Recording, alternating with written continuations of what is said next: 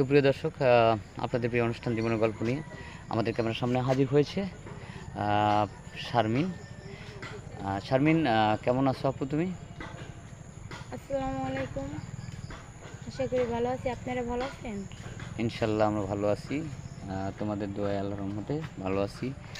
তো শারমিন, আমি তোমাকে কিছু প্রশ্ন করব।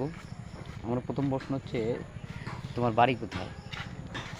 আমার দেশের বাড়ি হচ্ছে ফরিদপুর রাজবাড়ি। আচ্ছা, তোমার নাম তো আমি বলেইছি শারমিন, হুম, তারপরে দর্শককে বলো তোমার নামটা কি। আমার নাম শারমিন। তোমার পরিবারে কে কে আছে? আমার পরিবারে আমার মা আছে, বড় বড় ভাই আছে, আমরা দুই ভাই বোন। আমার ভাই বড়, আমি ছোট। তুমি ছোট। আচ্ছা, এখন তোমাদের সংসার চালায় কি তোমার বড় ভাই? না, আমার বড় ভাই এখন বিয়ে করছে, বিয়ে করে সে আলাদা খায়? আলাদা খায়। সে আমি তার মতো চিন্তা করে, সে তোমাদের চিন্তা করে না? না না। তো এখন তোমার মাকে নিয়ে তুমি মানে সংসারটা চালাচ্ছ।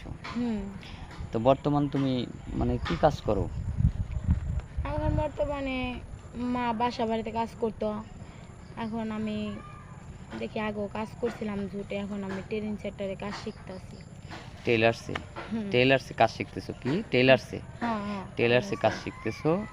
জুট মিলে যে মানে চাকরি করতে, তাতে কি পোষায় না? না না, কত টাকা দিত?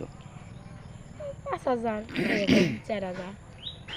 5,000 পুরান 4,000? গেট দেয় 5,000 করে, নতুনদের হিসাবে হলে 4,000 করে দেয়। 4,000 করে দেয়? নতুন তুমি নতুন ছিলে, 4,000 পাইতে? হুম, এতে তোমাদের মানে সংসার চলতো না? না মোটামুটি কোনো রকম চলতো। নিজের বাড়িতে থাকতে না বাসা বাড়িতে থাকতে? নিজের একটু শুধু ঘরটুকুই আছে এরকম ঘরটুক আছে? ধরতে গেলে। ঘরটুক আছে, ওই ঘরেই থাকো, বাসা ভাড়া আর দেওয়া লাগে না? না, বাসা ভাড়া এখন দেওয়া লাগে না, এই তো। তো মোটামুটিভাবে ওই চলাটা কষ্ট হতো। এখন তোমার বয়স হয়েছে, এখন বিয়ে শাদী হচ্ছে না, এই জন্য আমাদের ক্যামেরার সামনে আসে নাকি? হ্যাঁ একবার আমার মার কাছে আইছিল বিয়ের জন্য, কিসের জন্য, ছোটবেলায় 1.5 বছর থেকে আমার বাবা মারা গেছে। মারা যাওয়ার পরে আমার মা তো এখন এক জায়গা থেকে আইছিল, বিয়ে দিনে দেখতে আইছিল, দেখতে আসা যৌতুক চাইছিল, 2 লাখ টাকা চাইছিল আর একটা হুন্ডা চাইছিল। 2 লাখ টাকা আর একটা হোন্ডা? হুম, যেখানে তোমাদের সামান্য ঘর আছে, 2 বেলা 3 বেলা ঠিক মতো খেতেই পারো না, সেখানে 2 লাখ টাকার হোন্ডা কিভাবে দিবে? এই জন্য আমার মা দিতে পারে না দেখে বিয়ে ক্যান্সেল হয়ে গেছে। বিয়ে ক্যান্সেল হয়ে গেছে? এই জন্য আপনাদের মাঝে শুনছি এক আপুর কাছে, সেই আপুটা আইছিল বলে, অসহায় ছিল অনেক, সেই বলে আপনারা মাধ্যমে বলে বিয়ে দিয়ে দিচ্ছেন দেখে তার মাধ্যমে যোগাযোগ করে আসছে। আমার তো ফোন নাই, তার মাধ্যমে যোগাযোগ করে হে বলে দিছে, ঠিকানা দিছে, সেই ঠিকানা লিখে দিছে। পরে আপনাদের এখানে আইসি, পরে আসে যে আপনারা বলে দেন, তাই একটা মনের মানুষ যদি পায় সেরকম, সে যদি আমার বিয়ে নেয়, বিয়ে করে আমার মার দায়িত্বটা, আমার দায়িত্বটা যদি নেয়, এই জন্য আসছি আপনাদের মাঝে যে আপনারা বিয়ে করাই দেবেন। আচ্ছা, ঠিক আছে। মেয়েটা কতটা অসহায়, তার 1.5 বছর বয়সে তার বাবা মারা যায়, তারপরে তারপরে তার মা পরের বাড়ি কাজ করে তাদের 2 ভাই বোনকে মানুষ করে।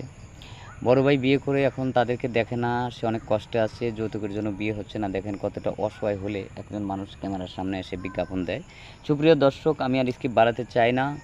যদি এই মেয়েটাকে কোনো ব্যক্তি, সহৃদয়বান ব্যক্তি যদি ভালো লেগে থাকে, বয়স নিয়ে কোনো তোমার সমস্যা আছে? যদি বয়স একটু বেশি হয়? না, কোনো সমস্যা নেই, ভালো মনের একটা মানুষ হলেই যথেষ্ট। ভালো মনের মানুষ হলেই যথেষ্ট, বয়স নিয়ে তার কোনো মাথা ব্যথা নেই। শুধু তাকে 3 বেলা ডাল ভাত খেয়ে তার 3 বেলা মাকে আমার ডাল রাখলেই ভাত হলো। দিলে আমার যথেষ্ট, তার টাকা পয়সাও চাই না, তার ধন সম্পদও চাই না। আমার মা ডারে যদি গ্রহণ পোষণ করে, আমার এনে যদি গ্রহণ পোষণ করে, দেখাশোনা করে, ওইটাই আমার যথেষ্ট। তো এটাই হলো তার মূল কথা। তো এর কোনো পার্সোনাল ফোন নাম্বার নেই। আমাদের স্ক্রিনে আমাদের ফোন নম্বর দেওয়া থাকবে, হোয়াটসঅ্যাপের ইমো আছে, কেউ অযথা ভিডিও কল দেবেন না। সবারই শুভকামনা করে আমি শেষ করছি। আল্লাহ হাফিজ।